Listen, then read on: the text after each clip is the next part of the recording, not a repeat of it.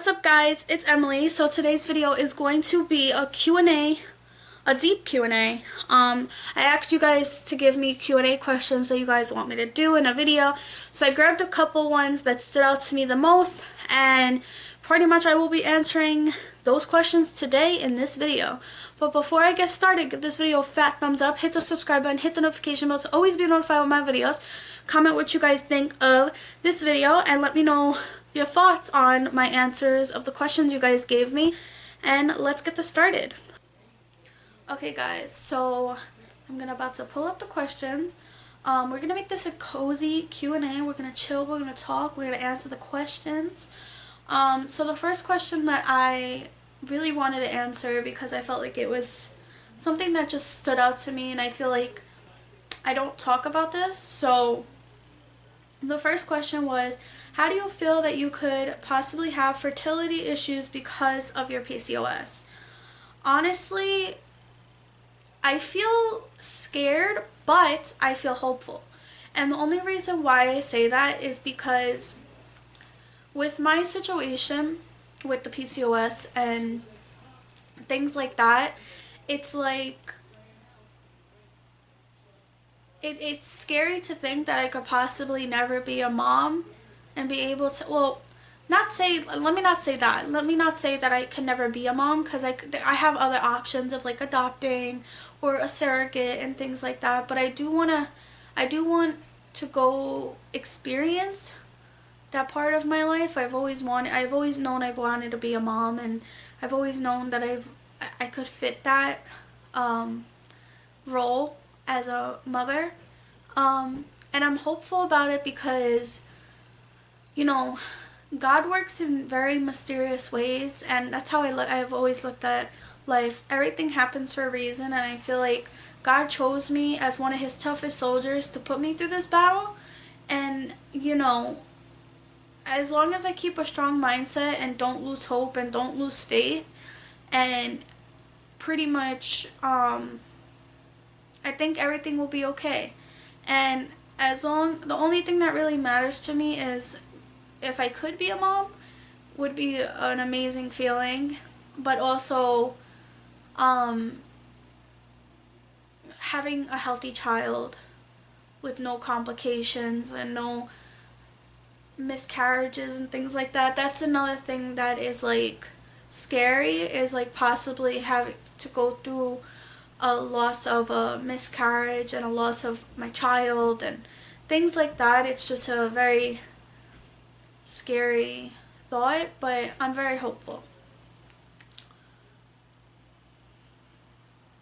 That was a really good question because that's something I really don't talk about. Okay, the next question I got was, how many children do you want? Does gender matter to you? How many children I want? I want either 4 or 5. My top would be 4. I've always grew up in a big family, and I've always wanted to have my own big family, so I think 4 is like my top number. If I get lucky with 5, that would be awesome too, but 4 is my initiative number. And does gender matter to me? No. I would like just a healthy baby. That's it. Because with my situation, I know a lot of people want a specific gender, but as long as the baby's healthy and I'm happy, and you know, I get that chance to be called mommy one day, would be an amazing feeling. Okay, how has your bullying situation got you to be as strong as you are? These are really good questions. Honestly, I looked at it as like, not like a lesson for me, but a lesson for the other person, and I looked at it as like, okay, yeah, you put me through what you did, but it's never gonna knock me down. I've went through bullying for 8 years of my life, and I never let it knock me down to any point of my life. Like, yeah, it mentally time and time again, like, it takes a toll on me, but like, I always think like I shouldn't have went through that. I should have did something different. Like, I always think about those things, like what could I have done different, or like I wonder like what was these people's reason of treating me that way. But the way I stood strong through it all was just not caring. If you give a person a reaction that they want, they're gonna continuously just want you to fail and just bring you to a point that you shouldn't be at. So how I pretty much stood strong was just not focusing on them and just focusing on me. And at that age, I was pretty young to deal with that, to think about those things, but I kind of learned that the world was cruel at a young age because of these type of people that I came across.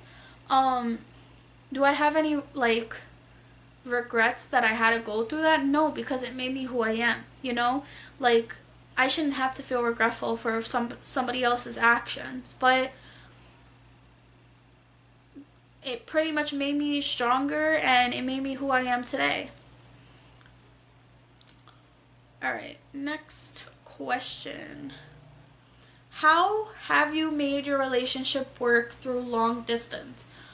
Honestly, these are really good questions. First of all, whoever asked these really stood out the most to me that I wanted to really like talk about.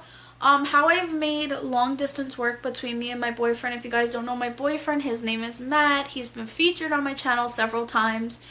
How I've made it work was when me and Matt started dating, we were only 16, and at that time we were really young. At that time we were not as hopeful as we are now, because like with distance, it's like at that age especially, it's a hard age to go through, because you know you want to explore, you want to do things like that. But me and Matt were like all for each other, and we never like gave up on each other. We always like made the best out of our relationship, whether it was being as far as we were. We always made sure that we made a movie night instead of like going to the physical movie theater.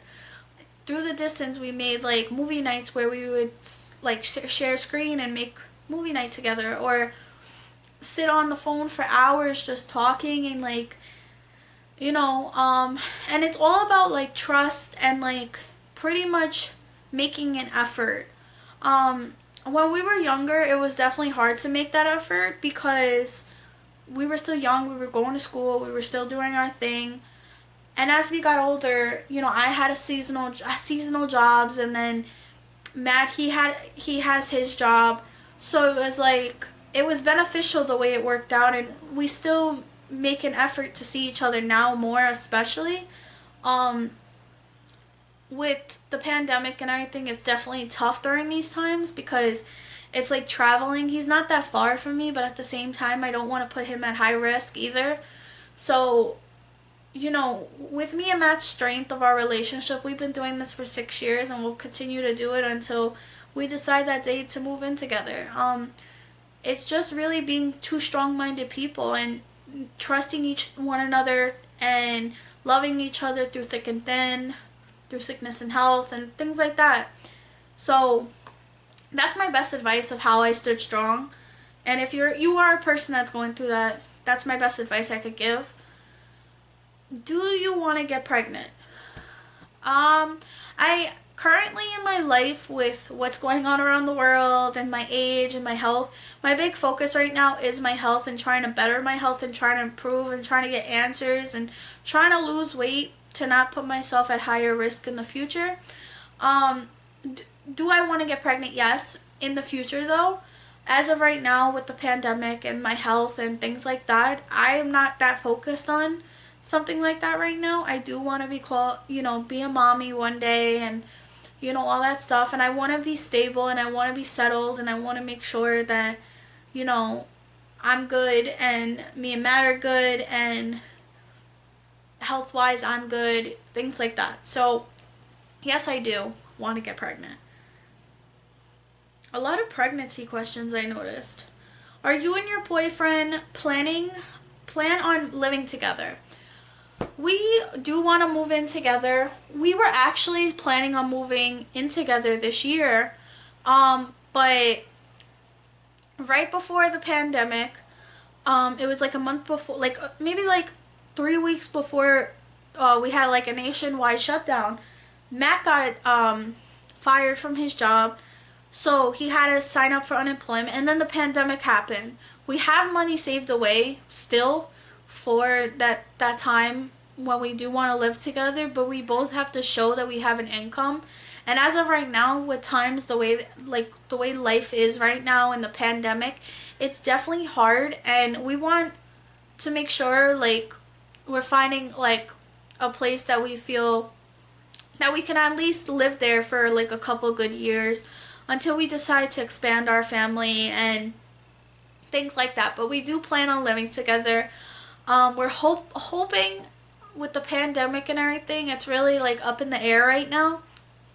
But we're hoping by sometime next year or the year before after that. But my hopeful chance is 2022 that we get an apartment together. I will be 2022. How old would I be? I'll be 24 years old, and I think that's a perfect age. And you know, how long me and Matt's been together will be like 8 years at that time. So that's like the perfect time to move in together.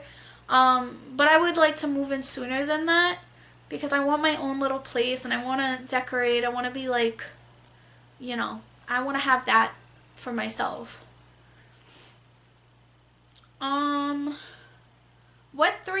What's your top 3 favorite fast food places? Okay, I love KFC, Wendy's, and KFC, Wendy's,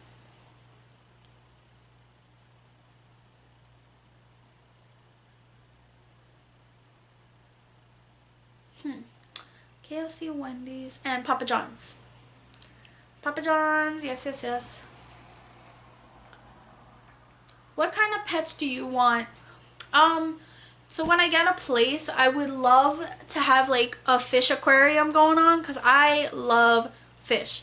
I really want a fish. Matt wants a dog, but I told him eventually down the line we could get a dog, but I do want a fish aquarium.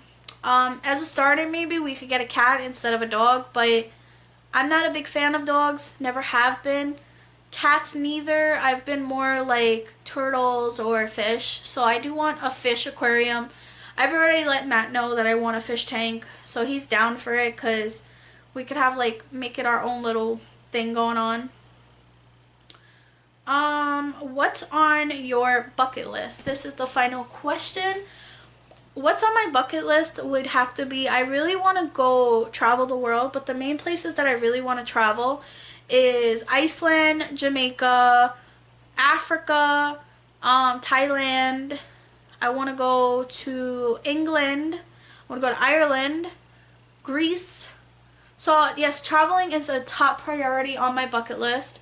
I definitely want to do something out of the ordinary, like something that's like daring.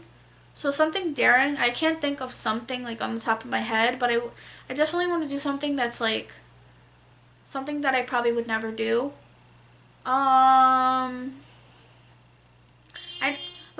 I've always had an idea of like what I want to do as a bucket list. But like thinking on video, it's like kind of hard. I definitely want to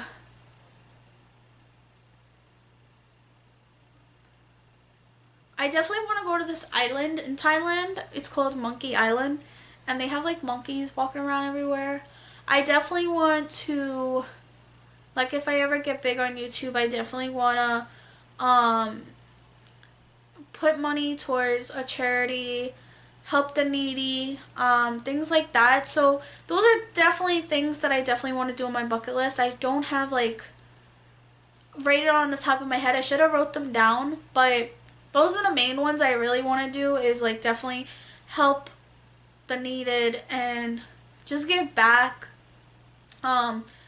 travel, be a mom, do something that I probably would never do. So things like that. But I hope you guys enjoyed this Q&A. I definitely enjoyed giving this guys Q&A because I haven't done a Q&A in a minute, and I thought these were really good questions. So I hope you guys enjoyed this video, and I will see you guys in my next video. Bye guys.